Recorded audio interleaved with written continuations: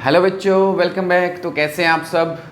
तो आज हम पढ़ेंगे वेक्टर वाले चैप्टर का लेक्चर नंबर 7 जिसका नाम है प्रोडक्ट ऑफ वेक्टर्स। इससे पहले हम पढ़ चुके हैं वेक्टर के ऑपरेशन, जैसे वेक्टर्स को हम ऐड कैसे करते हैं, एडिशन कैसे करते हैं, सब्ट्रैक्शन कैसे करते हैं। उसके बाद हमने वेक्टर्स को रिजोल्व करना सीखा और फिर हमने जाना कि यूनिट वेक्टर क्या होते हैं। आज हम पढ़ेंगे कि वेक्टर्स को मल्टीप्लाई कैसे करते हैं, वेक्टर्स का प्रोडक्ट कैसे निकालते हैं। ठीक है, तो सबसे पहले जो हम पढ़ेंगे कि जब हम किसी वेक्टर क्वांटिटी को किसी स्केलर क्वांटिटी से मल्टीप्लाई करते हैं तो क्या होता है।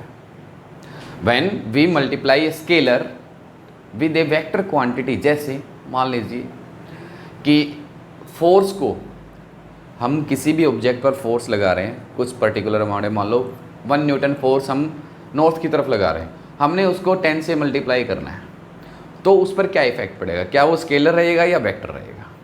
तो क्या होगा, वो क्या बन जाएगा, एक वेक्टर क्वांटिटी ही बन जाएगा। जैसे आप इसको लिख सकते हैं first, when we multiply a vector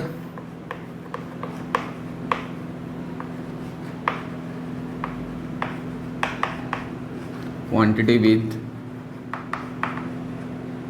a scalar then their product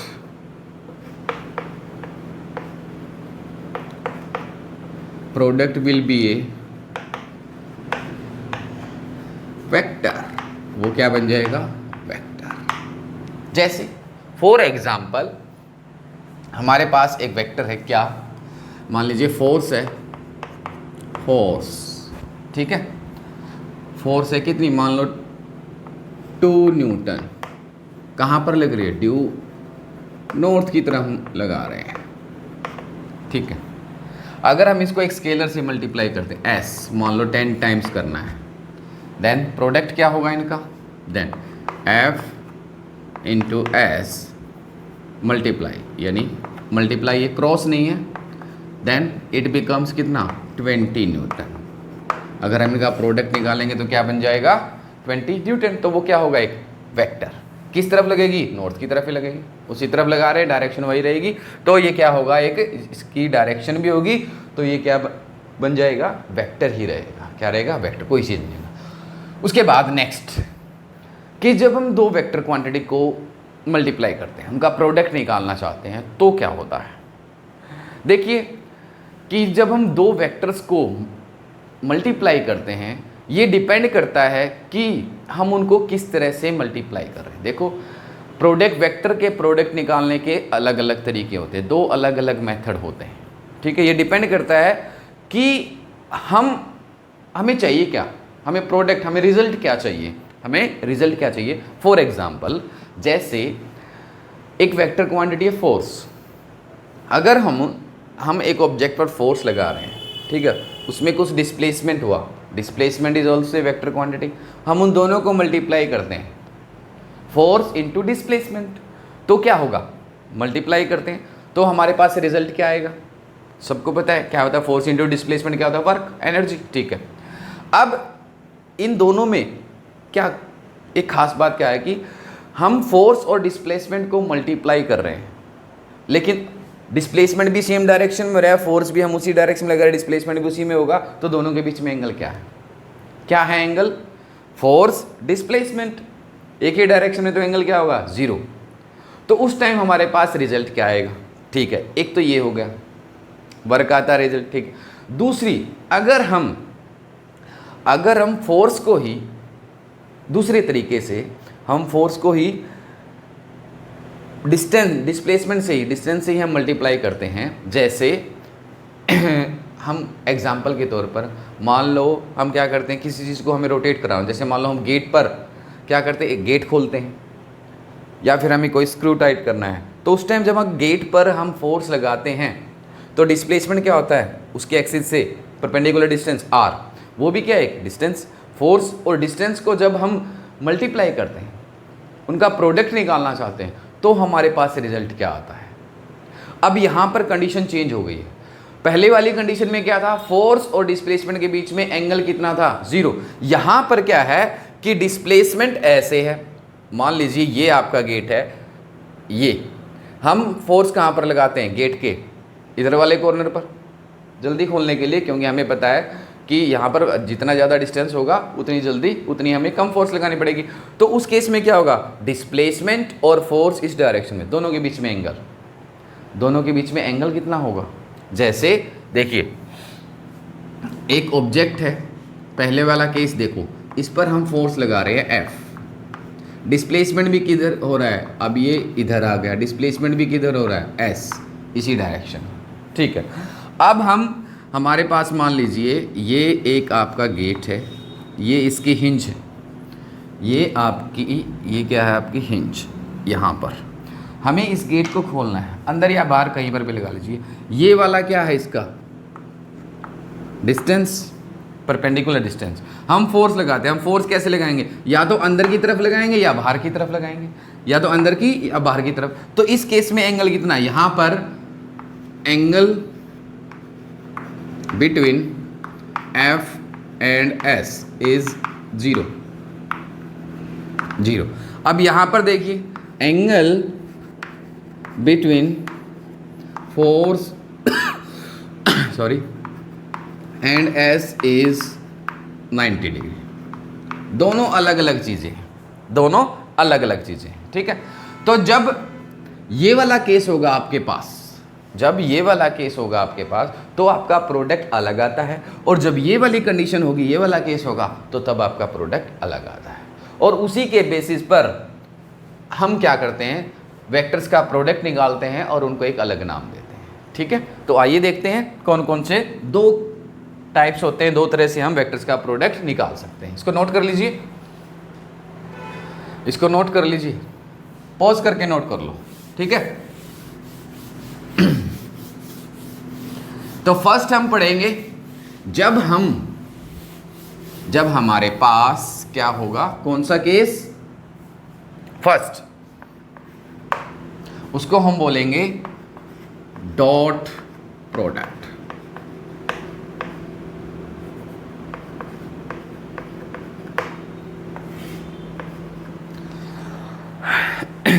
जब हम एक ऐसे वेक्टर्स को हम मल्टीप्लाई करते हैं जिनके बीच में एंगल क्या हो, 0, जिनके बीच में एंगल क्या हो, 0, तो उस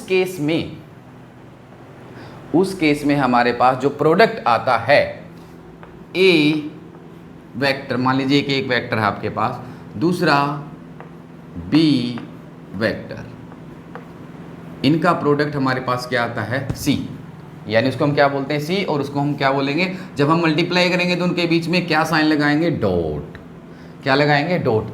इन दोनों यानी दो वेक्टर्स का डॉट प्रोडक्ट हमें क्या मिलता है, एक स्केलर क्वांटिटी मिलता है। क्या मिलता है, स्केलर, इसलिए हम इनको क्या बोल सकते हैं, स्केलर प्रोडक्ट भी बोलते हैं। क्या बोलते हैं, स्केलर प्रोडक्ट, दो नाम है इसके, स्केलर। तो आइए देखते हैं, मान लीजिए हमारे पास एक वेक्टर है, वेक्टर बी, ठीक है। एक हमारे पास दूसरा वेक्टर है ये ए, ठीक है। हमें क्या निकालना है, हमें क्या चाहिए, एक स्केलर, मान लो हमें एक स्केलर प्रोडक्ट चाहिए, तो हम क्या करते हैं, इस ए को हम क्या कर सकते हैं, रिजोल्व कर सकते हैं, आपको पता है, एक इसके परपेंडिकुलर और एक इसके क्या, हॉरिजेंटल। ये वाला कंपोनेंट हमारा क्या होगा, ए कॉस थीटा, कौन सा कंपोनेंट होगा, ए कॉस थीटा, ठीक है। ये वाला कंपोनेंट कौन सा होगा, ए साइन थीटा, कौन सा कंपोनेंट होगा, ए साइन थीटा। अब हमें देखो, ये केस वो है, मान लीजिए एक वेक्टर ऐसे है, हमें क्या करना है, हमें डॉट प्रोडक्ट हम किसका निकाल सकते हैं, कंडीशन क्या है हमारे पास कि उनके बीच में एंगल क्या होना चाहिए, 0, क्या होना चाहिए, 0, और हमें प्रोडक्ट निकालना है ए और बी का। तो हम क्या करेंगे, कैसे निकालेंगे, हम ए को रिजोल्व करेंगे, क्या करेंगे, रिजोल्व करेंगे, एक उसका हॉरिजेंटल कंपोनेंट और एक उसका वर्टिकल कंपोनेंट। अब हमारे पास दो वेक्टर आ गए, दो वेक्टर आगे कैसे, बी भी इसी डायरेक्शन में और एक कोस थीटा भी, इसका हॉरिजॉन्टल कंपोनेंट भी क्या है, इसी डायरेक्शन में, तो इनका प्रोडक्ट क्या होगा, तो इनका प्रोडक्ट देखिए क्या बन जाएगा, बी हमें क्या निकालना है, ए कोस थीटा इंटू बी किसके, हमें देखो इसको हम दोबारा से ऐसे लिख लेते हैं, हमें क्या निकालना है, ए डॉट बी, ये किसके इक्वल होगा इस केस में, A cos theta into B, या आप लिख सकते हैं A B cos theta, A B cos theta, यानी आपका डॉट प्रोडक्ट किसके इक्वल होता है, ए बी कॉस थीटा। क्या होता है ए बी, ये वाला कंपोनेंट हम क्यों नहीं ले सकते, क्योंकि इनके बीच में एंगल क्या हो जाएगा 90 डिग्री, क्या होगा 90, हमें कौन सा कंपोनेंट लेंगे, हमें का जो दूसरे वेक्टर के साथ एंगल कितना बनाए, जीरो, कितना बनाए, जीरो वेक्टर, ठीक है। अच्छा अब आपको कि मान लेते हैं रिजोल्व, हम बी को क्या रिजोल्व नहीं कर सकते, या फिर ए को हम, आप किसी को भी रिजोल्व कर लो, हम बी डॉट ए भी निकाल सकते हैं, हम बी डॉट ए भी निकाल सकते हैं, ठीक है। तो आपकी मर्जी है, ये जरूरी नहीं कि एक ही वेक्टर को हम रिजोल्व करें, बी को भी रिजोल्व करके बना सकते हैं। कैसे, बी को हम रिजोल्व कैसे करेंगे, देखो बी डॉट ए, हमने क्या निकालना है, ए डॉट बी, अब हम निकालते हैं बी डॉट ए, इसको हम क्या करेंगे, बी डॉट ए, अब बी और ए को, इसको रिजोल्व करो, इसको, तो इसको रिजोल्व करेंगे तो यहाँ पर जो कंपोनेंट बनेगा, यहाँ पर इसके विद रिस्पेक्ट, ये कौन सा बनेगा, बी कोस थीटा, और इसके परपेंडिकुलर ये वाला कंपोनेंट कौन सा बनेगा, क्या कौन सा बनेगा, बी साइन थीटा। तो हमें प्रोडक्ट किसका निकालना है, जो दो जिनके बीच में एंगल क्या होगा, जीरो, तो उस केस में भी आपका क्या बन जाएगा क्या बन जाएगा, A B cos theta, A B cos theta. दोनों के केस में क्या होगा, हमारा रिजल्ट सेम आएगा, दोनों के केस में क्या होगा, हमारा रिजल्ट सेम आएगा। इसलिए हम बोल सकते हैं कि जो डॉट प्रोडक्ट होता है वो क्या होता है, कॉम्यूटेटिव होता है इन नेचर, यानी ए डॉट बी हम यहाँ से बोल सकते हैं A dot B is equal to B dot A, कि dot product of vectors, dot product of two vectors is commutative in nature, ठीक है। आइए, अच्छा ये तो हो गया डॉट प्रोडक्ट, डॉट प्रोडक्ट का रिजल्ट क्या होगा, स्केलर, क्या होगा रिजल्ट, और कंडीशन आपको पता है कि क्या कंडीशन होनी चाहिए, दोनों के बीच में एंगल क्या होना चाहिए, जीरो। तो आइए अब हम प्रोडक्ट निकालते हैं किसका, यूनिट वेक्टर का। हमें पता है यूनिट वेक्टर, एक्स डायरेक्शन में यूनिट वेक्टर का सिंबल क्या है, यूनिट वेक्टर इन एक्स डायरेक्शन। लास्ट लेक्चर में हमने पढ़ा था कि हम क्या करते हैं, एक वेक्टर्स को रिप्रेजेंट करने के लिए कोडिंग करते हैं, एक्स डायरेक्शन में जो होता है उसको हम एक स्पेशली सिंबल देते हैं आई कैप, आई। इन वाई, वाई में कौन सा है, जे, और जेड डायरेक्शन में कौन सा है, के। तो जब हम यूनिट वेक्टर्स का डॉट प्रोडक्ट निकालेंगे तो उनका रिजल्ट क्या होगा, तो अब आप बता सकते हैं बड़ी आसानी से, सोच के देखिए। फर्स्ट आई को हम डॉट आई, सेम आई को आई डॉट आई, इसका रिजल्ट क्या होगा, डॉट प्रोडक्ट निकालना है आई, देखिए ये हमारा क्या एक्स वाई और ये क्या है हमारा जेड। आई किधर है, इधर, दूसरा आई भी किधर ही होगा, एक्स डायरेक्शन में, क्योंकि एक्स डायरेक्शन का ही यूनिट वेक्टर क्या होता है, आई। दोनों के बीच में एंगल कितना होगा, जीरो। तो आई 1 इंटू 1, 1 इंटू 1, 1 क्या है इनका मैग्नीट्यूड, इंटू कोस, क्या होता है, A dot B equal to A cos theta, A B cos theta. Cos angle देखो, कोस 0, और कोस 0 कितना होता है, 1, कितना होता है, कोस 0 1। तो I dot I is equal to 1। इसी प्रकार J dot J, J dot J is also equal to 1, and K dot K is equal to क्या होगा, 1, ठीक है। तो dot product of unit vector किसके इक्वल होगा, सेम सेम यूनिट वेक्टर, जैसे I dot I, J dot जे, के dot के, किसके इक्वल होगा, 1 के, किसके इक्वल होगा, 1 के, ठीक है। अब अगर हम सेम यूनिट वेक्टर ना लेके मान लीजिए आई और जे का अगर हम डॉट प्रोडक्ट निकालें तो क्या होगा, देखिए आई डॉट जे किसके इक्वल होगा, 1 इंटू 1 कॉस, आई और जे के बीच में आई किसका है, एक्स का, एक्स एक्सिस का, जे किसका है, वाई का। तो एक्स और वाई में कितना एंगल है, कितना एंगल है, 90 डिग्री। तो कोस 90, कोस 90 कितना होगा, 0। तो इनका प्रोडक्ट क्या आ जाएगा, 0। आई को के साथ करोगे तो भी क्या आएगा, 0।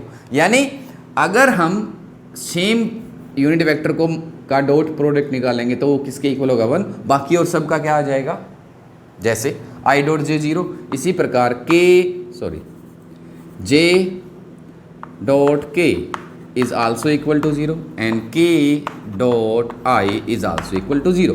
0 क्यों आया ये आपको पता है, क्योंकि इनके बीच में एंगल कितना है, एंगल कितना है, 90 डिग्री। कोस 90 कितना होता है, 0।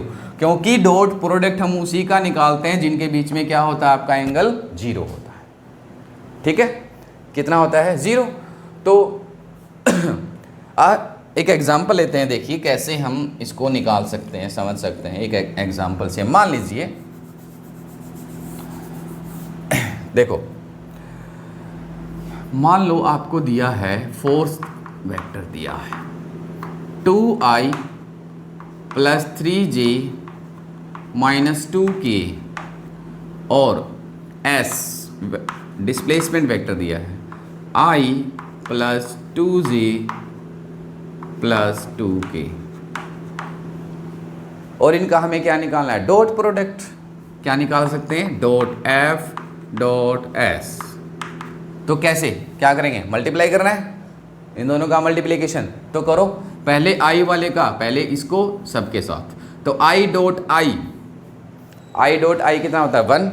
2 से मल्टीप्लाई करेंगे, मैग्नीट्यूड कितना, 2, 2 × 1 2 प्लस, अब इसके साथ i और j क्या हो जाएगा, 0। i और k ये भी क्या हो जाएगा, 0, क्योंकि अभी हमने पढ़ा है, क्योंकि इनके बीच में एंगल कितना होगा, 90 degree. They are perpendicular to each other, so their product will be 0। Now अब j को इसके साथ करो, j डॉट i ये भी 0 होगा, तो j डॉट j ये कितना हुआ, 1 और 3 × 2 6, ठीक है। j dot k 0। अब इसी प्रकार इसके साथ k और i 0, k और j 0, ये इसके साथ -4। तो आंसर क्या आ जाएगा आपका, 4। ये क्या है हमारा वर्क, और वर्क की यूनिट क्या होगी, जूल। ये आपका आंसर आ जाएगा। तो इस प्रकार हम डॉट प्रोडक्ट किन्हीं भी दो वेक्टर्स का निकाल सकते हैं। ठीक है, अब देखिए, अच्छा एक बार इसको नोट करिए, फिर हम और आगे डिस्कस करते हैं। नोट करो जल्दी। तो अच्छा, हमने इसकी डेफिनेशन तो लिखी नहीं, वर्ड्स में हम इसको कैसे लिखेंगे। आप अगर आपसे पूछ लिया जाएगी डिफाइन डॉट प्रोडक्ट क्या होता है, तो हम इसको वर्ड्स में लिख लेते हैं। लिख सकते हैं two vectors in same direction में होंगे तभी उनके बीच क्या होगा, angle 0। On multiplication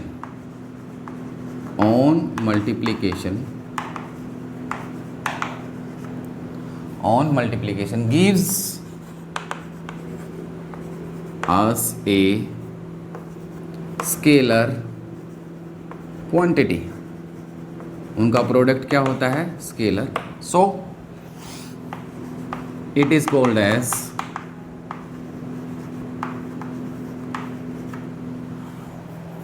scalar product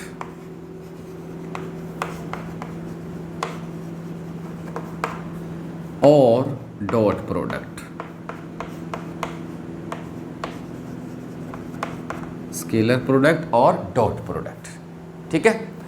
तो वर्ड्स में हम इसको इस प्रकार लिख सकते हैं, ठीक है। जैसे A dot B is equal to क्या होगा, C। ये इसका फॉर्मूला, जो भी आपका प्रोडक्ट आएगा वो क्या आएगा, स्केलर आएगा ना। हमने पढ़ लिया कि प्रोडक्ट कैसे होता है, स्केलर कैसे निकलता है। अब मान लीजिए अगर आपको दो वेक्टर्स के बीच में एंगल निकालना पड़ जाए, क्या निकालना पड़ जाए, हम एंगल निकाल सकते हैं। जैसे हमें पता है कि A dot B is equal to AB cos theta होता है, AB कोस थीटा होता है, ठीक है। हमें क्या निकालना है, थीटा कोस थीटा, इसकी वैल्यू निकालनी है। तो ये वाली वैल्यू हम कैसे निकाल सकते हैं, तो A dot B is equal to किसके इक्वल होगा, AB। हम ये इस हम एंगल भी निकाल सकते। To find the angle between two vectors in dot product, ये वाला तरीका, ये वाला फॉर्मूला हम यूज़ करेंगे। जैसे फॉर एग्जांपल मान लीजिए आपको दिया गया है if magnitude of two vectors is, आपके पास क्वेश्चन है magnitude of two vectors is कितना, 2 and 3, 2 and 3 and their product and their scalar product is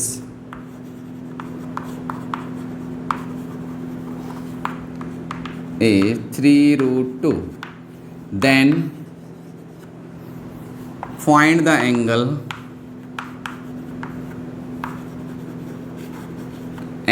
between two vectors. ये क्वेश्चन आपको मिल जाता है। तो आइए देखते हैं हमने के बीच में एंगल कैसे निकालते हैं। वही फॉर्मूला हम यूज़ करेंगे, cos theta is equal to a dot B divide by A B. Product क्या है इन दोनों का, 3 इंटू √2 डिवाइड बाई 2 इंटू 3, ये क्या बन जाएगा 1/√2। तो थीटा कितना होता है, कितना आ जाएगा 45 डिग्री। कोस थीटा की वैल्यू कितनी आ जाएगी, थीटा की वैल्यू कितनी आएगी, theta is equal to 45 degree. तो इस प्रकार हम दो वेक्टर्स के बीच में हम एंगल भी निकाल सकते हैं।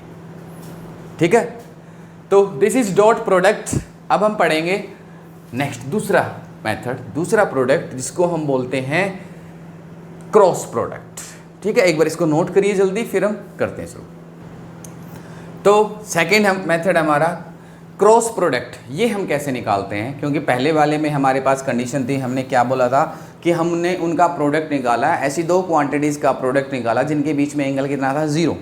अब हम करेंगे उन दो वेक्टर क्वांटिटीज़ का प्रोडक्ट जिनके बीच में एंगल कितना है, जो एंगल कितना बनाते हैं 90 डिग्री, यानी वो दोनों क्या है एक दूसरे के परपेंडिकुलर। और मैंने आपको एक एग्जाम्पल भी बताया था कि वो क्वांटिटी कौन सी है। मान लीजिए अगर हम फोर्स और डिस्प्लेसमेंट यानी पोजीशन वेक्टर आर का अगर हम क्रॉस प्रोडक्ट निकालें तो हमें क्या मिलता है, एक वेक्टर प्रोडक्ट ही मिलता है।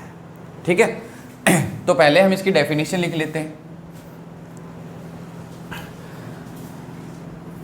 Two vectors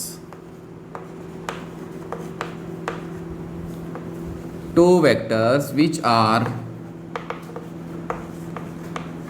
perpendicular to each other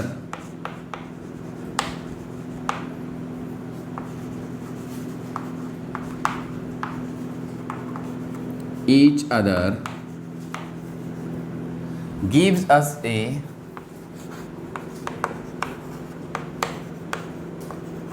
vector product।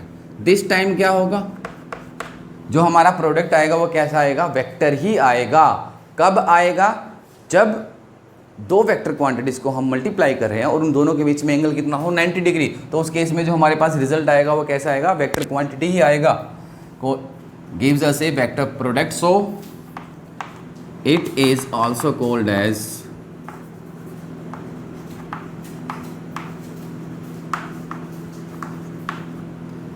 As vector product. Cross product को हम क्या बोल सकते हैं, वेक्टर प्रोडक्ट।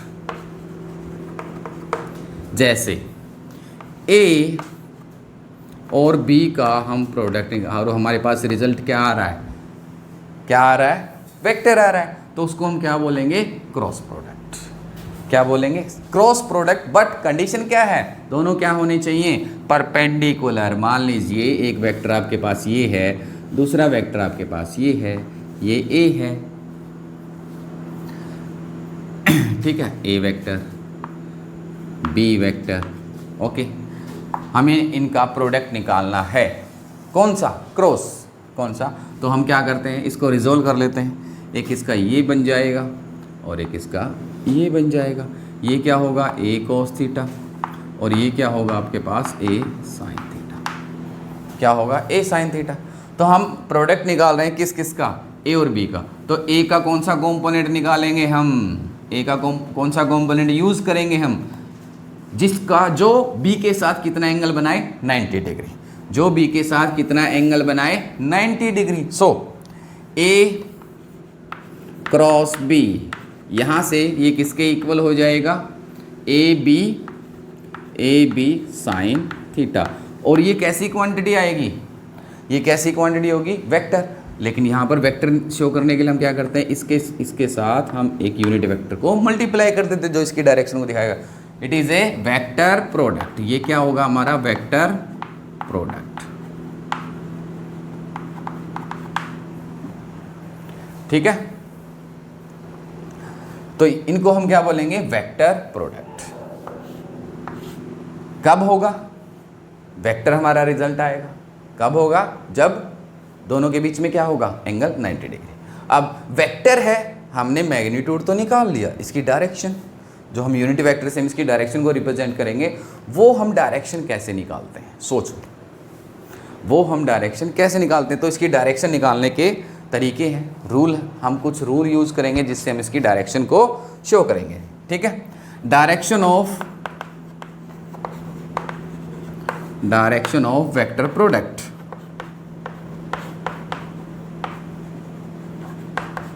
क्या होगी, फर्स्ट वन जो हम यूज करेंगे,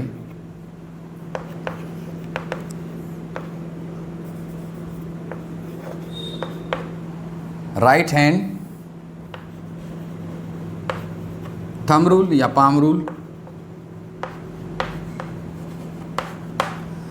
ठीक है। दूसरा हम यूज कर सकते हैं स्क्रू रूल, कोई भी जो भी आपको जिसको आप आसानी से समझ सकते हो उसको।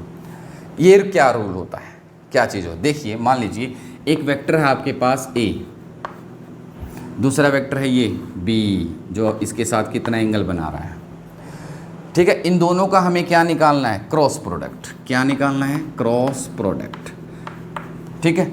ये थोड़ा सा ध्यान से समझना, आपके बहुत काम की चीज़ है, बहुत काम आएगा आगे भी कि डायरेक्शन हम कैसे निकालेंगे इन फ्यूचर। जैसे जैसे आप फिजिक्स को पढ़ते चले जाओगे, +1 2 क्लास में तो ये बहुत ज़्यादा यूज़ होगा। और ये डायरेक्शन कैसे निकालते हैं, वो आपने एक रूल पढ़ा होगा, 10th क्लास में पढ़ा होगा, फ्लेमिंग्स लेफ्ट हैंड रूल। वहाँ पर भी हम डायरेक्शन निकाल देते, किसकी, फोर्स की निकाल देते। यहाँ पर हम राइट हैंड थंब रूल या राइट हैंड पाम रूल हम इसको यूज़ करते हैं। जैसे इन दोनों के बीच में एंगल लग रहा है, फॉर एग्जाम्पल देखिए हम क्या करते हैं, ये आपके पास दो वेक्टर हैं, मान लीजिए दो वेक्टर हैं, ठीक है। एक ये ऐसे है और दूसरा है ऐसे, ठीक है। या फिर दूसरा आप इसको ऐसे मान लीजिए। तो हम इसको कैसे, ये एक ऐसे है इस प्रकार या इस प्रकार, ये आपकी मर्जी, ये ऐसे। तो हम क्या करेंगे, राइट हैंड जैसे एक वेक्टर के पास हम क्या करेंगे, ये ऐसे करेंगे, ठीक है। ये वेक्टर ऐसे है, एक वेक्टर को हम क्या रखेंगे, पाम, हमारी हथेली, राइट हैंड, ठीक है। और जिस दूसरा वेक्टर जो इसके साथ ऐसे एंगल बना रहा है, ये वाला एंगल बना रहा है, ठीक है। ये आपको दिखाई दे रहा है, ये ऐसे, ठीक है। तो पहले वाले वेक्टर पर आपको क्या रखना है, ये पाम, और इसको हमें क्या कैसे करना है, इसको, और ये जो उंगलियां हैं आपकी, वो इसको किसकी तरफ आपको घुमानी है, कर्ल करनी है, दूसरे वाले वेक्टर के साथ, ये ऐसे। जैसे ये हमने ऐसे रखा और ये वाला वेक्टर मान लीजिए ये यहाँ पर है, ये बी, तो हम क्या करेंगे, ये वाला ऐसे रखा, ये तो, और फिर हमने इसको ऐसे घुमा दिया। तो जिस तरफ ऐसे घुमाने के बाद जिस तरफ अंगूठा होगा आपका, थंब की जो डायरेक्शन होगी वही क्या होगी, आपके इस सी की डायरेक्शन होगी। वही क्या होगी, जो इस प्रोडक्ट होगा वही डायरेक्शन क्या होगी, आपके सी की होगी, ठीक है।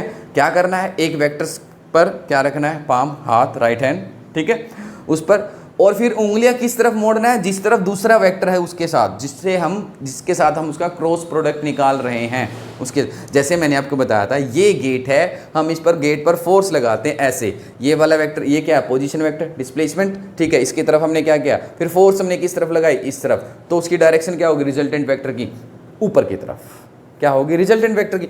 अगर हम मान लो ये हम फोर्स ऐसे लगाते, तो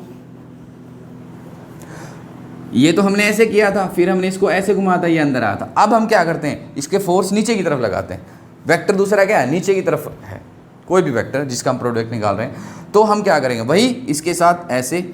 अब हमें ये उंगलियां किस तरफ करनी है, नीचे नीचे की तरफ, तो हम इसको नीचे की तरफ ऐसे ऐसे नहीं घुमाएंगे, हम क्या करेंगे, इसको ऐसे कर लेंगे, ये ऐसे, और फिर हम उंगलियों को ऐसे, और अब हमारे थंब की डायरेक्शन क्या है, बाहर की तरफ, क्या है, बाहर की तरफ। ठीक है, अब हमारा थंब बाहर की तरफ, सॉरी अंदर की तरफ, बाहर की तरफ, पहले वाले में बाहर की तरफ, अब अंदर की तरफ। तो डायरेक्शन क्या आई, डायरेक्शन क्या आई हमारी, एक में अगर फोर्स की डायरेक्शन चेंज, एक वेक्टर की डायरेक्शन चेंज होती है तो हमारे रिजल्टेंट वेक्टर की भी डायरेक्शन चेंज हो जाती है। इस प्रकार हम, अब सोचो, एक ये ऐसे आया, एक वेक्टर ऐसे था, एक वेक्टर ऐसे आया, ऐसे ऐसे, एक ऊपर, तो ये तीसरा वेक्टर जो आया हमारे पास, देखिए तीसरा वेक्टर कैसे आया, ऐसे, ये ऐसे। अब सोचो ये क्या बनाते हैं, मान के देखो, सपोज इसको हम कंपेयर करते हैं, X axis, Y axis, Z axis, ये क्या बना रहा है, जेड एक्सिस, इसको हम ओरिजिन मानते हैं इस पॉइंट को, ये एक्स एक्सिस, ये वाई एक्सिस, ये जेड एक्सिस, यानी दो वेक्टर का क्रॉस प्रोडक्ट क्या बनाता है हमारा, तीसरा, और तीसरा क्या हो गया, यानी एक्स और वाई का क्रॉस प्रोडक्ट हम निकालें तो क्या आएगा हमारे पास, जेड। तो इसी प्रकार अगर हम आई और जे, आई क्या है हमारा यूनिट वेक्टर किसका, एक्स एक्सिस का, जे को हमने यूनिट वेक्टर माना है किसका, वाई का, आई और जे का क्रॉस प्रोडक्ट निकालेंगे तो क्या आएगा हमारे पास, क्या आएगा, के किसका है, जेड एक्सिस का यूनिट वेक्टर, किसका है, जेड एक्सिस का यूनिट वेक्टर। तो राइट हैंड थंब रूल से हम इसकी डायरेक्शन निकाल सकते हैं। इसको आप जितनी ज़्यादा प्रैक्टिस करोगे उतनी ही ज़्यादा आपको आएगी। करना क्या है, सिर्फ एक वेक्टर की डायरेक्शन में आपका पाम, दूसरे वेक्टर की डायरेक्शन में आपको ये उंगलियां कर्ल करनी है, और उसकी डायरेक्शन क्या आ जाएगी, ऊपर की तरफ। जो भी जहाँ पर भी ऊपर होगा, नीचे होगा, दाएं होगा, बाएं होगा, जहाँ पर ये थंब के आएगा वही डायरेक्शन क्या होगी आपके वेक्टर प्रोडक्ट की, सी की वही डायरेक्शन होगी। ठीक है, तो ये तरीका है क्या, डायरेक्शन निकालने का, डायरेक्शन निकाल। ठीक है, तो अब इसको नोट करिए, फिर हम यूनिट वेक्टर के क्रॉस प्रोडक्ट निकालते हैं। अच्छा, उससे पहले एक चीज़ देखिए, यूनिट वेक्टर के प्रोडक्ट से पहले एक चीज़ देखिए, जैसे हमने जो राइट हैंड थंब रूल बोला है, ये हम इसको यूज़ कैसे करते हैं, जैसे ये हमें कैसे, सोचो ये कैसे करता है, जैसे जो पाम होती है, पाम राइट हैंड की पाम को हम क्या मानते हैं, वेक्टर ए की डायरेक्शन में, पाम वेक्टर ए की डायरेक्शन में। ठीक है, फिंगर्स को हम curl finger, sorry B vector, fingers को हम कर्ल किस तरह करते हैं, बी वेक्टर की फॉर्म में। तो हमारे पास जो थंब होता है वो हमें क्या देता है, थंब हमें क्या देता है, ए क्रॉस बी, क्या देता है, ए क्रॉस बी। ठीक है, palm A vector, curl finger, palm right hand, finger B vector, और ये थंब हमें क्या देगा, उसकी डायरेक्शन, यानी सी प्रोडक्ट, वेक्टर प्रोडक्ट की डायरेक्शन।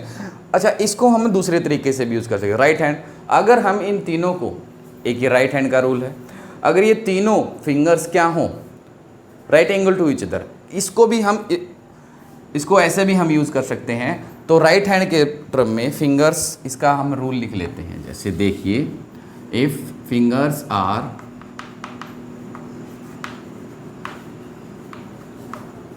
नाइन्टी डिग्री, देन उस केस में फर्स्ट फिंगर, इंडेक्स फिंगर को कहाँ रखिए, वेक्टर ए की डायरेक्शन में। ठीक है, मिडल फिंगर हमें क्या बताएगा, वेक्टर बी, क्या बताएगा, वेक्टर बी। तो थंब हमें क्या देगा, क्रॉस बी, यानी ये किसके इक्वल होता है, सी के। ठीक है, जैसे मान लो, सोचो, एक बार इसको नोट करो जल्दी, थोड़ा सा नोट करो, पॉज करके नोट कर लो। ठीक है, मैं इसको थोड़ा सा हम इसको एक बार थोड़ा सा और क्लियरली समझ लेते हैं। ठीक है, कैसे? देखिए, मान लीजिए आपके पास ये दो वेक्टर हैं, ए बी, ये दो वेक्टर हैं। ठीक है, कौन सा रूल यूज करें, थंब रूल या फिर वो दोनों यूज कर लेते हैं। तो ए क्रॉस बी हमें निकालना है। सोचो, ए क्रॉस बी हमें निकालना है। पाम ऐसे, फिंगर ऐसे, डायरेक्शन बाहर की तरफ। क्या आई? बाहर की तरफ। और बाहर की तरफ डायरेक्शन के लिए हम यूज़ करते हैं ए बी साइन थीटा, और बाहर की डायरेक्शन के लिए हम ये क्रॉस ऐसे साइन यूज़ करते हैं, क्रॉस। ठीक है, अब इस ये वाला रूल लगाओ। इंडेक्स फिंगर, ये 3 फिंगर, राइट हैंड, आप इसको यूज़ करना सीखो। राइट हैंड, इसको हम क्या बोलते हैं? Index finger. ये फिंगर किस तरफ होनी चाहिए? ए वेक्टर। ये मिडिल फिंगर बी वेक्टर की तरफ। ये थंब जिस डायरेक्शन में होगा वो किसका आएगा? सी का। ये वाला इसकी डायरेक्शन बताएगा। ठीक है, और हमें क्या करना आना चाहिए? देखो, ए वेक्टर इस इंडेक्स फिंगर को ए की तरफ ये कर दिया, बी किस तरफ है? ऊपर की तरफ। ये तो बी किधर है? ऊपर की तरफ, ऐसे। तो थंब की डायरेक्शन देखो बाहर की तरफ आई। राइट हैंड थंब रूल से भी क्या आई थी? हमारी बाहर की तरफ। क्या आई थी? बाहर की तरफ। अब क्या करते? बी क्रॉस ए निकालते हैं। जैसे हमने ए डॉट बी निकाला था, ए डॉट बी और फिर बी डॉट ए। तो अब हम क्या करते हैं? बी क्रॉस ए निकालते हैं। बी क्रॉस ए, इसकी डायरेक्शन देखिए, इस वाले से करते हैं हम पहले। ठीक है, बी किधर है? बी। अब हमें क्या करना है? पहले वाला वेक्टर कौन सा? बी। इंडेक्स फिंगर किस तरफ? बी की तरफ। बी देखो, बी इंडेक्स फिंगर ऐसे ऊपर की तरफ। सबसे पहले इंडेक्स फिंगर को सेट कर, बी। ठीक है, बी ये। ए किस तरफ है? ए। बी ऊपर, ए को, दूसरा वेक्टर को कौन? मिडिल फिंगर ये। अंगूठा देखिए किधर आ रहा है? अंदर की तरफ, ऐसे। आप करके देखिए, ट्राई करो, वेक्टर लिख कर और ट्राई करो डायरेक्शन, ये आपको आना चाहिए। पहले हमने कैसे किया था? ऐसे, और बाहर की तरफ आया था। अब हम क्या कर रहे हैं? पहले बी वेक्टर, बी को, अब इंडेक्स फिंगर किसको रिप्रेजेंट करे? बी को। ये ऐसे बी हो गया। ए किस तरफ है? उस तरफ। तो हमें इसको ऐसे ये घुमाना आना चाहिए। ये परपेंडिकुलर, ऐसे ऐसे ऐसे हम इसको घुमाना आना चाहिए। हाथ घुमा रहे हैं हम ऐसे, लेकिन ये चेंज, एंगल चेंज नहीं होना चाहिए इनका। तो बी, ए और ये इस तरफ। तो डायरेक्शन पहले वाले ए क्रॉस बी में डायरेक्शन प्रोडक्ट वही है, ए बी साइन थीटा, पर डायरेक्शन पहले बाहर थी। अब बी क्रॉस ए में डायरेक्शन कैसे आ रही है? अंदर की तरफ। कैसे आ रही है? अंदर की तरफ। तो ये हमारा क्या बनेगा? ए बी साइन थीटा, और हम इसको रिप्रेजेंट करेंगे डॉट से। किससे? डॉट से। अंदर वाली डायरेक्शन को डॉट से, बाहर वाले डायरेक्शन को क्रॉस से। ठीक है, तो अब हम क्या बोल सकते हैं? ए क्रॉस बी और बी क्रॉस ए क्या इक्वल है? मैग्नीट्यूड इक्वल है, बट डायरेक्शन क्या है? अपोजिट। तो ये इक्वल नहीं है। तो अब हम क्या करते हैं? अगर हम इसकी डायरेक्शन को उल्टा कर दें तो ये इसके इक्वल हो जाएगा। डायरेक्शन को अपोजिट करते हैं, तो डायरेक्शन अपोजिट डायरेक्शन के लिए हम क्या साइन यूज करते हैं? ए। सो हम कह सकते हैं कि ए क्रॉस बी इज क्या इक्वल है? बी क्रॉस ए के? नहीं, but A cross B equal है किसके? माइनस बी क्रॉस ए की। हम क्या करते? माइनस साइन यूज कर दिया, उसकी डायरेक्शन को हमने क्या कर दिया? अपोजिट कर दिया। तो वो क्या बन जाएंगे? इक्वल हो जाएंगे। तो हम कह सकते हैं कि cross product of two vector is not commutative in nature. Opposite होता है, डायरेक्शन उनकी अपोजिट होती है। ठीक है, तो इस प्रकार हम डायरेक्शन निकालते हैं। आपको ये रूल या ये रूल आना चाहिए। जितनी आप प्रैक्टिस करोगे उतना ही आएगा। आपको घुमाना आना चाहिए, बस बेसिक चीज़ ध्यान रखनी है। फर्स्ट फिंगर, इंडेक्स फिंगर पहले वाले वेक्टर को, दूसरा फिंगर पहले ये सेट करो, फिर ये, और जो भी थंब की डायरेक्शन आएगी भी आपकी वेक्टर प्रोडक्ट की डायरेक्शन आएगी। ठीक है, तो अब नोट करिए, फिर हम इसके यूनिट वेक्टर के प्रोडक्ट निकालते हैं। कैसे निकालेंगे? नोट करो। तो आइए अब हम प्रोडक्ट, क्रॉस प्रोडक्ट निकालते हैं। किसका? Cross product of unit vector, of unit vectors. Unit vector कौन से? जैसे आई जे के। तो फर्स्ट स्टार्ट करते हैं। आई क्रॉस आई, आई क्रॉस आई क्या होगा, देखिए 1 इंटू 1 इंटू क्या होगा, क्या होता है ए क्रॉस बी, हमें पता है A cross B is equal to A B sine theta, ये होता है। ठीक है, आई और आई के बीच में एंगल कितना है 0, तो ये क्या हो जाएगा आपका 0, क्या हो जाएगा 0, क्योंकि एंगल कितना है 0। तो आई इसी प्रकार जे क्रॉस जे 0 एंड के क्रॉस के इज इक्वल टू 0, यानी सेम वेक्टर्स का, सेम यूनिट वेक्टर्स का प्रोडक्ट क्या होगा आपका 0 होगा। ठीक है, अब ये निकालते हैं आई क्रॉस जे, आई क्रॉस जे। ठीक है, आई क्रॉस जे में क्या होगा, देखिए 1 इंटू 1 इंटू साइन, आई और जे में आई किसका x का, जे किसका y का, दोनों के बीच एंगल 90 साइन 91, ये किसके इक्वल 1, लेकिन हम यहाँ पर 1 नहीं लिखेंगे, हमने अभी भी निकाला है कि इनका प्रोडक्ट क्या आता है हमारा ऊपर z एक्सिस, और उसको हम उसका यूनिट वेक्टर हम क्या यूज़ करते हैं k, तो i cross j is equal to k, किसके इक्वल होता है k के। इसी प्रकार j क्रॉस k ये किसके इक्वल आ जाएगा i के, k cross i is equal to किसके j के, j के। ठीक है, अगर हम दूसरी चीज़ एक चीज़ और देखते हैं यहाँ पर कि अगर i क्रॉस k निकालें तो क्या होगा, i क्रॉस k या फिर j cross i, j cross i, ये क्या i क्रॉस, देखो k क्रॉस i किसके इक्वल होता है j के, बट i क्रॉस k अभी हमने क्या किया, a cross b is equal to b cross a, but किस में अपोजिट डायरेक्शन में, किस में होता है अपोजिट में, क्योंकि कॉम्यूटेटिव नहीं होते ये, कैसे होते हैं ये, इनका अलग अलग डायरेक्शन आ जाए। तो i क्रॉस k किसके इक्वल होगा, j के इक्वल होगा but negative, j cross i ये किसके इक्वल होगा, k के इक्वल होगा बट नेगेटिव, बट नेगेटिव। इसी प्रकार k क्रॉस j किसके इक्वल होगा, नेगेटिव ऑफ i के, अपोजिट डायरेक्शन में, क्या होगा अपोजिट डायरेक्शंस में। अब हम इसको पता कैसे लगाएंगे हमारे पास कि कैसे, देखो इसके लिए एक सिंपल सा आप रूल सा याद कर लीजिए। अगर हम देखो मान लीजिए ये i है, ये आपके पास क्या है j, और ये आपके पास k, तो इनको कैलकुलेशन की एक डायरेक्शन हम कर लेते हैं। मान लीजिए हम i से j क्लॉकवाइज जा रहे हैं, i क्रॉस j इन दोनों का क्रॉस प्रोडक्ट क्या होगा k, j क्रॉस k किसका कितना होगा i, k क्रॉस i कितना होगा इनका प्रोडक्ट j। लेकिन अगर हम एंटी क्लॉकवाइज चलें ऐसे तो क्या होगा उल्टा, i क्रॉस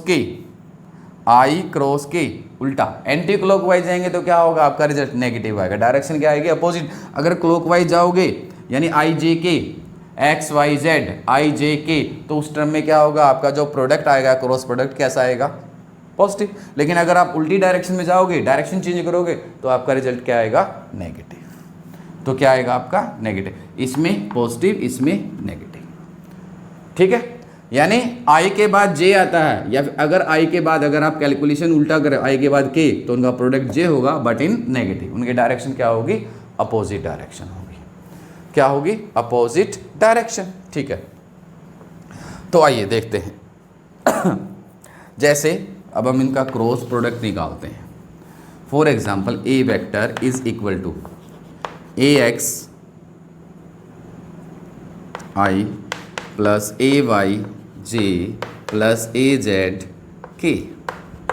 ठीक है, B vector bx i plus by j plus bz k, और हमें निकालना, आपके पास ये दिया और हमें निकालना है a क्रॉस b। तो मल्टीप्लाई करनी है, कैसे करोगे, वही सिंपल, हम मैथमेटिकल फॉर्मूला भी इसकी इसके साथ मल्टीप्लाई करो, पूरे के साथ मल्टीप्लाई। तो कैसे करोगे, आई की आई के साथ मल्टीप्लाई करो, पहले इसकी इसके साथ, फिर इसके साथ, फिर इसके साथ। ए एक्स आई क्रॉस आई क्रॉस आई 0, तो इन दोनों का प्रोडक्ट क्या हो जाएगा 0, ये तो हो गया 0। अब आई क्रॉस जे इसकी इसके साथ ए एक्स बी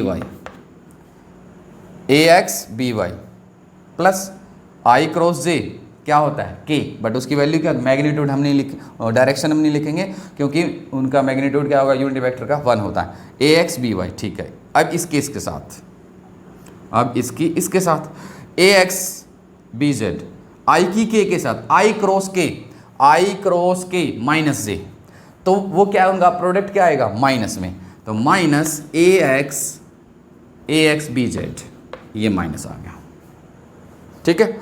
अब इसकी इसके साथ, अब इसका नंबर है जे क्रॉस आई, क्या होगा जे क्रॉस आई क्रॉस जी नहीं, जे क्रॉस आई कितना माइनस, तो ये इनका प्रोडक्ट क्या आएगा माइनस में ए वाई बी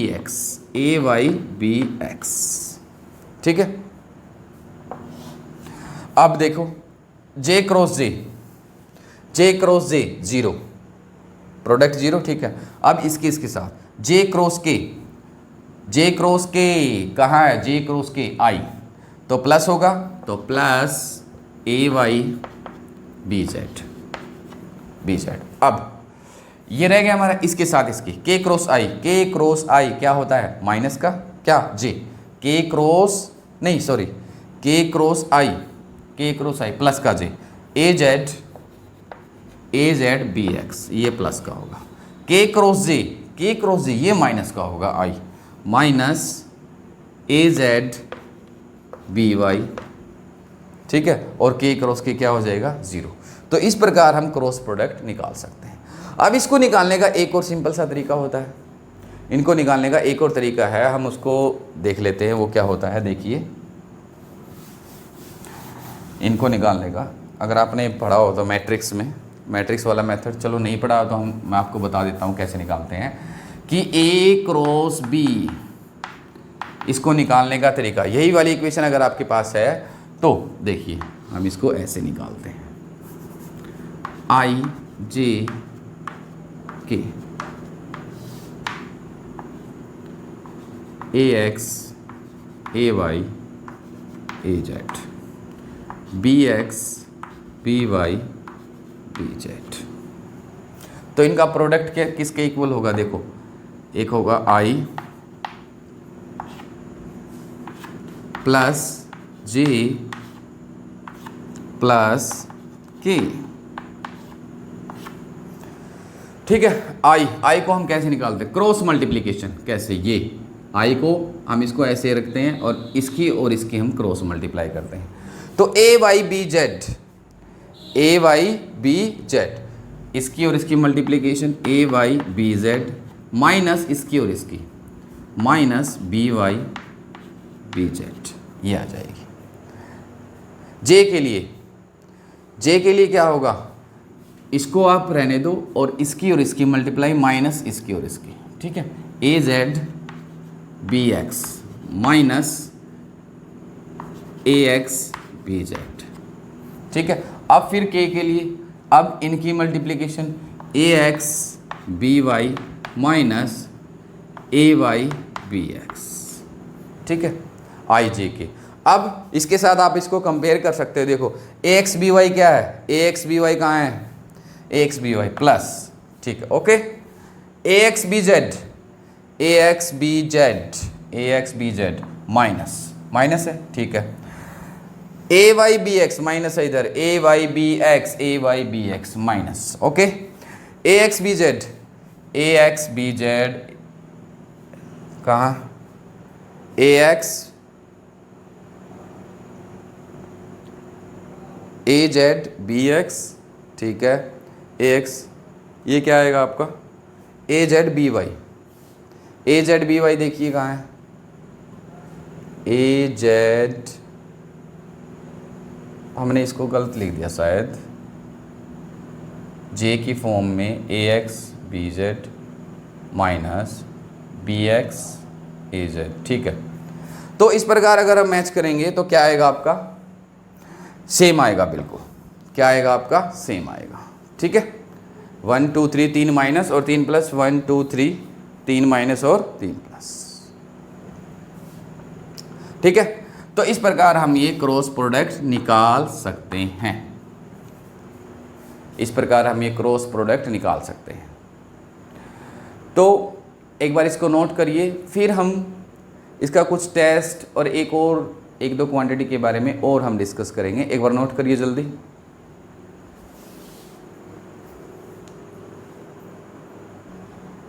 तो अगर आपसे पूछा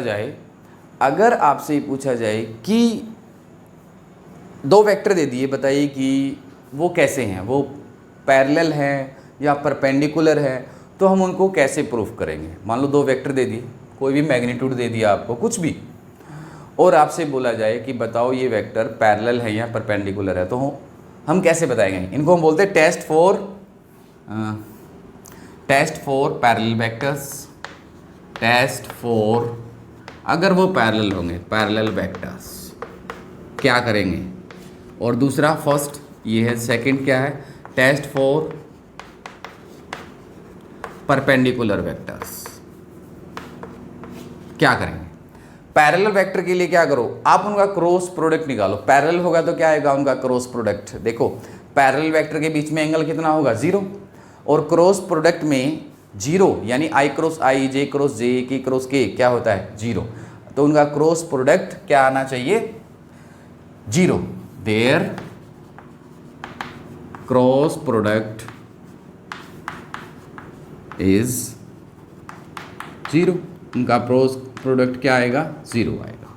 ठीक है, और परपेंडिकुलर के लिए क्या आएगा, परपेंडिकुलर के लिए क्या आएगा, देयर डॉट प्रोडक्ट परपेंडिकुलर पूछा है तो उनका डॉट प्रोडक्ट निकाल दो। अगर उनका डॉट प्रोडक्ट 0 आता है तो वो परपेंडिकुलर है, वरना नहीं है। Dot product is 0। ये टेस्ट कर सकते हैं हम कि कोई भी दो वेक्टर कैसे हैं, परपेंडिकुलर हैं या फिर क्या है, पैरेलल है। ठीक है, अब आइए एक क्वांटिटी के बारे में पढ़ते हैं। अगर आप कैसे बता सकते हैं कोई क्वांटिटी क्या है, वेक्टर है या स्केलर है। अगर आपसे पूछा जाए, मान लीजिए कि एरिया कैसी क्वांटिटी है, एग्जाम्पल के लिए मैं आपसे पूछता हूँ कि एरिया कैसी क्वांटिटी है। एरिया हम निकालते कैसे, देखिए एरिया का निकालने का फॉर्मूला क्या होता है, length into width, length into width. ठीक है, लेंथ इंटू विड्थ। अब सोचिए, मान लीजिए आपके पास एक ये स्ट्रक्चर है, ये आपके पास एक पैरेललोग्राम है। क्या है, पैरेललोग्राम। ओके, ये ए वेक्टर है, उसको एक साइड क्या है, ए, और ये क्या है आपका बी। ठीक है, तो इसका एरिया हमें निकालना है। सोचो इस शेप का आपको एरिया निकालना है। कैसे निकालते हैं, पैरेललोग्राम का फॉर्मूला क्या होता है एरिया निकालने का, एरिया ऑफ, देखो एरिया ऑफ पैरेललोग्राम क्या होता है, base into height, base into height. ठीक है, बेस इंटू हाइट। अब बेस ये है आपके पास ए, हाइट नहीं है हमारे पास, ये कैसा है, हम हाइट के लिए क्या करते हैं, यहाँ से एक परपेंडिकुलर डालते हैं, यहाँ से एक परपेंडिकुलर डालते हैं, तो ये साइड कितनी होगी, तो ये क्या बन गया हमारे पास, एक राइट एंगल ट्रायंगल, परपेंडिकुलर और हाइपोटेनियस किसके इक्वल होता है, साइन थीटा। तो ये वाली वैल्यू कितनी आ जाती है, साइन थीटा। तो हम इसका पैरेललोग्राम का हम एरिया निकालेंगे कैसे, ए इंटू दिस, यानी दोनों क्या हैं, वेक्टर, दोनों क्या है, हम इनका प्रोडक्ट निकाल रहे हैं, और इनके बीच में एंगल कितना है, इनके बीच में एंगल कितना है, 90 डिग्री। 90 डिग्री है, तो हम क्या निकालेंगे, इनका क्रॉस प्रोडक्ट। क्या निकालेंगे, क्रॉस प्रोडक्ट। ठीक है, तो क्रॉस प्रोडक्ट आएगा तो क्या होगा, ए इंटू, देखो ए क्रॉस बी, तो इसका क्या निकलेगा, A cross B is equal to A B sine theta. A B sine theta. अब सोचो, अब एक और चीज़ कि जो रिजल्टेंट आया हमारा ए बी साइन थीटा मतलब सी क्या आएगा, क्रॉस प्रोडक्ट में हमारा रिजल्टेंट क्या आएगा, सी क्या आया हमारे पास, एरिया, इसकी डायरेक्शन क्या होगी, किस तरफ आया एरिया, वो ए बी बाहर की तरफ, तो इसके ये ऐसे बनेगा, जो सी आएगा वो ऐसे एरिया, इसको हम क्या बोलेंगे, एरिया वेक्टर, इसका नाम क्या होगा, एरिया वेक्टर। और सरफेस कैसी है, ऐसे, और एरिया वेक्टर कैसा होगा, ऐसे। सो एरिया वेक्टर इज, आप इसको लिख सकते हैं, और this is very very very important quantity, और आपके बहुत ज़्यादा काम आने वाली है, बहुत ज़्यादा यूज़ होने वाली है, खासकर 12th क्लास में। सो एरिया वेक्टर आपको याद रखना है, area is a vector quantity and area vector is always perpendicular to the surface, perpendicular to the surface,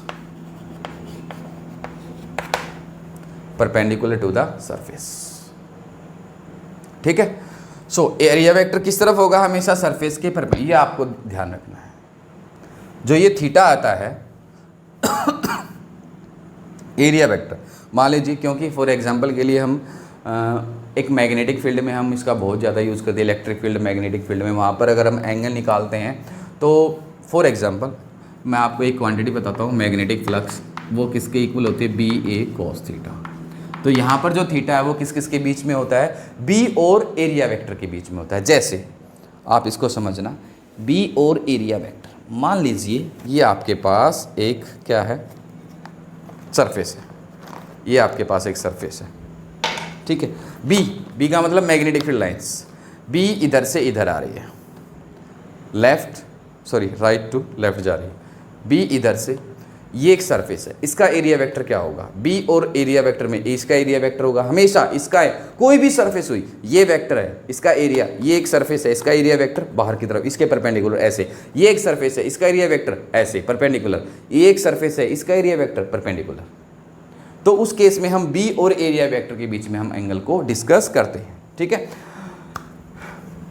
तो एरिया वेक्टर एक बहुत वर्सेटाइल क्वांटिटी जो आपके बहुत काम आने वाले हैं, ठीक है। अब एरिया तो होगी वेक्टर, एरिया तो हो गया वेक्टर, एक और क्वांटिटी होती है वॉल्यूम, वो कैसी होती है, स्केलर या वेक्टर। वॉल्यूम का फॉर्मूला देखिए, सोचो, वॉल्यूम का फॉर्मूला क्या होता है, एरिया इंटू हाइट, ठीक है। अब सोचो, जैसे मान लीजिए हमारे पास क्या थी, ये लेंथ और ये विड्थ, हमने क्या निकाल लिया, एरिया किस तरफ आया, ये एक सरफेस है, ये लेंथ, ये विड्थ, एरिया वेक्टर ऊपर की तरफ। अब सोचो, ये नीचे वाली सरफेस मान लो, ये ऊपर वाली एक जैसी है, अब इसकी हाइट क्या है, ये लेंथ होगी, ये विड्थ होगी, इसकी हाइट क्या है, यही होगी, और हमारा एरिया वेक्टर भी किस तरफ आया, ऊपर की तरफ, किस तरफ आया, ऊपर की तरफ, एरिया वेक्टर ऊपर, हाइट भी ऊपर, दोनों क्या किस में है, सेम डायरेक्शन में, तो उनका सेम डायरेक्शन में दूंगा, प्रोडक्ट कौन सा होगा, डॉट प्रोडक्ट, और डॉट प्रोडक्ट का क्या आएगा, रिजल्टेंट, डॉट प्रोडक्ट क्या क्या क्या देता है हमें, स्केलर। तो वॉल्यूम कैसी क्वांटिटी है, volume is a scalar quantity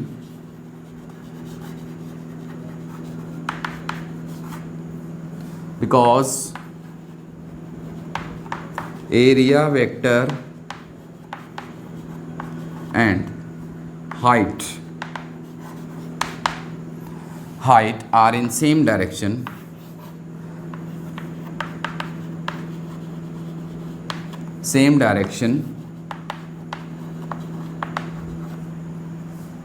so